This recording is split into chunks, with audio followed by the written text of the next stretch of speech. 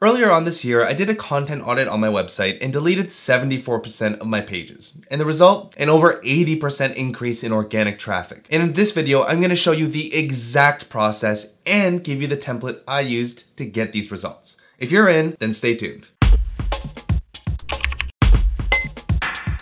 What's up marketers, Sam O here with Ahrefs, the SEO tool that helps you grow your search traffic, research your competitors, and dominate your niche. So today I have a jam-packed tutorial, and it's actually a scary topic to talk about because a lot of it involves deleting content. So before we dig in, take note that the things that I'm about to share with you are from my own experiences. But also know that my experience isn't as unique as you think. For example, Siege Media pruned around 15% of a website's pages and saw a 15% increase in organic traffic for a much larger site. And Robbie Richards saw a 79% increase in search traffic. And this comes from an SEO strategy that we call a content audit or content pruning. So what is a content audit? In its simplest form, it's a way to get rid of underperforming, low-quality pages with the goal to improve the overall health of a website. Bloating your website with low-quality pages does more harm than good. In fact, John Mueller said, and I quote, "From my point of view, if you're aware of low-quality pages on your website, then that's something I try to fix and find a solution to.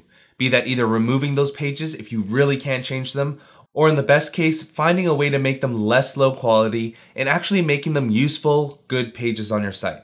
So let me give you a quick background on the website that I performed my audit on. A few years ago, I bought a blog with nearly 1,000 pages in their sitemap, and honestly, I had no idea what I was going to do with the site. But what I knew was that I needed to narrow in on a topic to start building authority in the industry. Translation, I had to purge a lot of content and create new content around my chosen topic. Now there were two main challenges. Number one, my largest traffic source at the time was through a social network. So I had to be careful with deleting pages that didn't get organic traffic, but still got a meaningful level of traffic from other sources.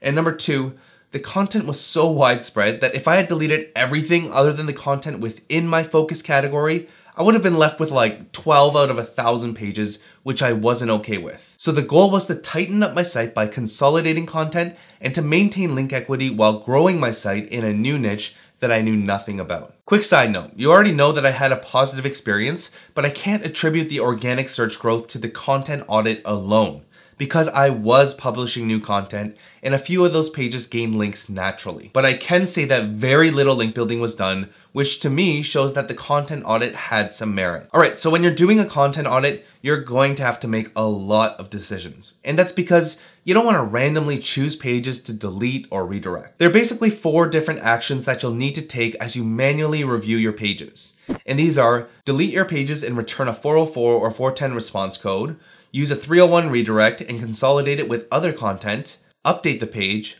or leave it as is. And before you choose one of these actions, you should ask yourself all of these questions, which will bring clarity and result in smarter decisions. And I had to use these questions from a private webinar that Matthew Barbie did for the Traffic Think Tank group because I couldn't have articulated it better myself. Here they are. Number 1, is the page older than 6 months? And the important point with this is that if you haven't given your page a chance to rank, then you shouldn't make any rash decisions. Give your pages some time to get results, see how they're performing, and then go from there. Number 2 is the page about a core topic related to your business. And this is pretty self-explanatory. If you write about social media marketing and you have a dedicated post on your trip to France, then your travel adventures probably won't be a core topic. Number 3 is the page targeting a keyword with meaningful search volume. And meaningful is super subjective. For example, top of the funnel keywords will likely have higher search volumes and bottom of the funnel phrases will have lower volumes. Search volumes will also vary based on industry, so use your best judgment when answering this question. Number 4, does the page have thin content? 5, does it generate a meaningful level of organic traffic? And there's that word again, meaningful is subjective. Number 6, does it generate a meaningful level of non-organic traffic? So this would include traffic sources like social, referral, and direct traffic. And number 7, does it have any external backlinks pointing to it? Alright, so let's jump into a few scenarios, and I won't be able to cover every single one, but I'll simplify a few examples for you based on the most common situations I faced. First are pages that you should consider deleting. If a page has little to no traffic, has 0 backlinks, and isn't a core topic related to your business, then it's probably worth deleting.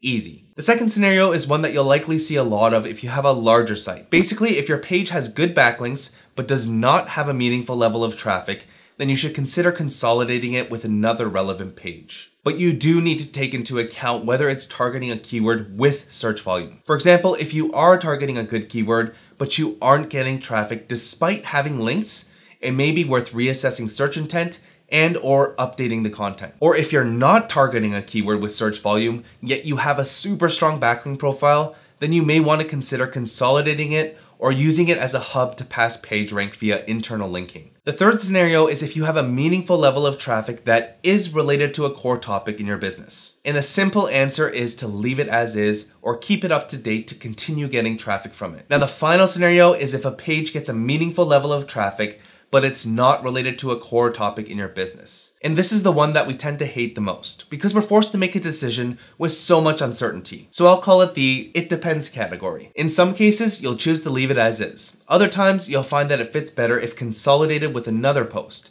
And sometimes you might choose to update the content. For example, I had one page that had thousands of visitors from social, but next to no traffic from organic search. It didn't have a lot of quality backlinks, was completely irrelevant to my niche, so I decided to no index the page and continue to collect affiliate commissions. Was it the right decision? I can't say for certain it was, but I wasn't willing to let it go and I didn't see much value in leaving it as indexable. Now, if you have thousands or tens of thousands of pages, this can be pretty time consuming. So Josh and I put together a template for you that's going to automate a large portion of the process and save you hours or days of work. Here's what you'll need to do to use our content audit template, and I've left a link for you in the description. First, create a copy of the template by clicking on File, then make a copy, and save it to your Google Drive. Once you get the template, you'll have to add your data in the sheets at the bottom. So the tools that you'll need are Google Analytics, Google Sheets, Ahrefs Site Explorer, and Ahrefs Site Audit Tool. Now, if you don't have all of these tools, don't worry, I'll give you some alternatives as we go through the setup. So let's speed through this, and if you're trying to follow along, just pause, rewind, and rewatch the parts as you go so you can listen to my awesome voice. So within the spreadsheet, step 1 is to import your sitemap URLs. You can do this quite easily using the scraper extension. Just install the scraper extension for Chrome, go to your sitemap, and right-click on one of your URLs. Next, click Scrape Similar. And I'll just clean this up to just have the URLs as one column and then click Scrape to refresh the results. Finally, copy them to the clipboard and paste them into the sitemap sheet. You'll want to have the first cell as a header, but it doesn't matter what it's called. If you have other pages in different sitemaps like a category or video sitemap, then you may want to add those too. Now, if you don't have a sitemap, you have a few options to get a list of URLs. Number 1, you can export it from the coverage report in Google Search Console. 2, if you're a WordPress user, you can download a plugin called Export All URLs. And number 3, you can run a crawl using Ahrefs Site Audit Tool. After it's done, go to Data Explorer and you can select these preset filters to identify indexable internal URLs on your site. Alright, step 2 is to export all of your Google Analytics data over the past year. Now this kind of comes down to personal preference, but I like to see underperforming content over a year's time. If you're following along with me, then go to the All Pages report, and you can do this by typing in All Pages in the search bar and choosing this option. Next, we need to add a segment, so click here, and then we'll search for organic traffic. Select it and apply the settings. Now the amount of data that we're about to export is likely going to be huge, so I highly recommend clicking on Advanced and then setting a filter to exclude pages that contain certain footprints. So for example, I'll use a question mark. And the reason for this is because if you're getting traffic from ads or from some social platforms, then they'll often add query parameters, which you don't really need for your export. Most of these will only have 1 or 2 page views anyway. After you've set your filter, set the date to around the past year or so. It doesn't have to be exact, but I want to get enough data so I don't potentially delete things like seasonal posts.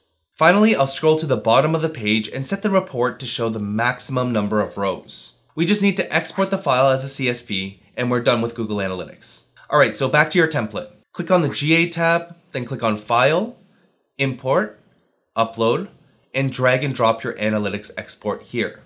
Once the file is uploaded, click on Append to Current Sheet and click Import Data. Next, we need to import our links data. To do this, you need to enter in your domain in Ahrefs Site Explorer tool.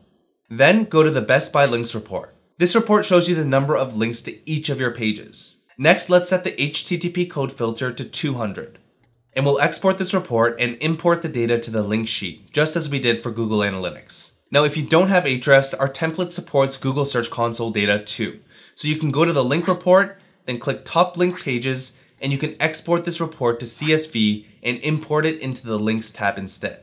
But be aware that there's a major drawback to using Search Console data. Now, while it will tell you the number of links and referring domains, it won't tell you whether they're followed links or no follow links, and that's pretty massive in my opinion. Ahrefs data, on the other hand, will show independent categories for these types of links, giving you deeper insights to make smarter marketing decisions. Alrighty, so this 4-minute process just saved you hours or even days of work. Check this out. If we go to the master sheet, then you'll see all of your sitemap URLs, your traffic stats, link stats, and suggested actions. Now, before you take these automated suggestions as an SEO action plan, I want to make a few disclaimers. Disclaimer number 1, we did not include anything with e-commerce or goal tracking in this template.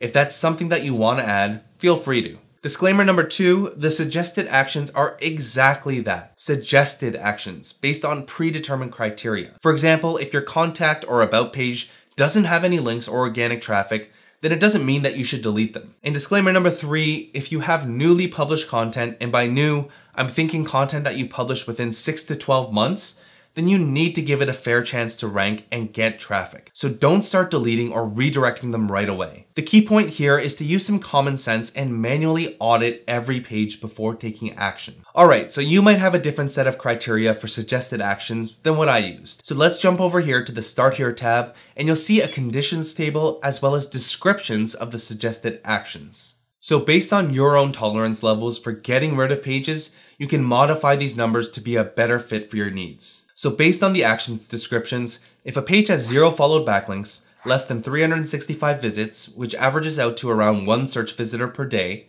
and less than 365 total page views as a whole, then delete the page. The 301/update action is based on having 1 or more backlinks, 365 or fewer organic visitors, and 365 or fewer page views as a whole. It's basically saying that your page doesn't get much traffic, but has backlinks that you won't want to throw away. So if you're targeting a meaningful keyword with that page, you have the links to back it, then you may want to update that content to either better match search intent or provide fresh information instead of immediately redirecting it. Next is the 200 response code, or the leave as is. Basically, if you have at least 365 search visitors and at least 365 total page views, then you'll be suggested to leave the page as is. Finally is the manually review section, which is that it depends category that I was talking about before. If your page has less than 365 search visitors and more than 365 page views, then you'll have to evaluate how you want to proceed. And it's also important to note that if your page doesn't fall into one of these categories, manually review will act as a fallback. Once you've gone through your pages and assigned actions, you'll want to remove or update any internal links to pages you deleted or redirected. You can do this quite easily in Ahrefs Site Audit. After you run your crawl, go to Data Explorer and just choose URL, then choose Contains, and enter in the slug here. Then click on the number of inlinks, and you'll see all pages that are internally linking to your filtered URL. From here, it's just a matter of executing your action and making the on-page changes across your domain. So if you haven't already done so, download the template and make sure to like, share, and subscribe for more actionable SEO and marketing tutorials. And as always, if you have questions, feel free to leave them in the comments below and I'd be happy to jump in. So keep grinding away, manually review your content before taking an action, and I'll see you in the next tutorial.